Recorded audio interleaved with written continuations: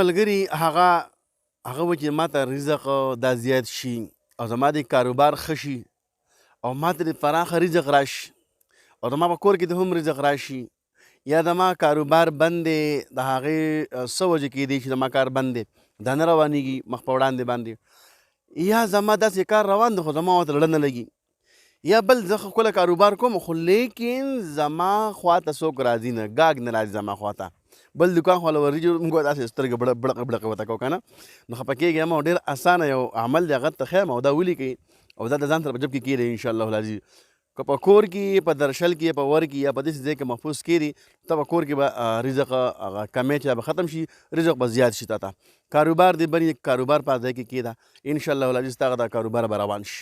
یا نور دا څه مسله وي نو انشاءالله العزیز دا ولیکه او دا 35 پیرې ولیکه.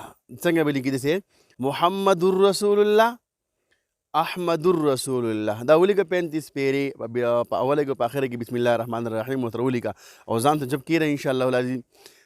رزق به دې پراخه خوشحاله ژوند به تېرې، چېرته به دې په زړه کې دغه رانه شي خفګان رانه شي او چې کاروبار څه مسلې دپاره دا لیکي انشاءالله العزیز هغه مسله به حل کېږي انشاءالله. ښه جي د الله فضل سره جزاک الله احسن الجزا.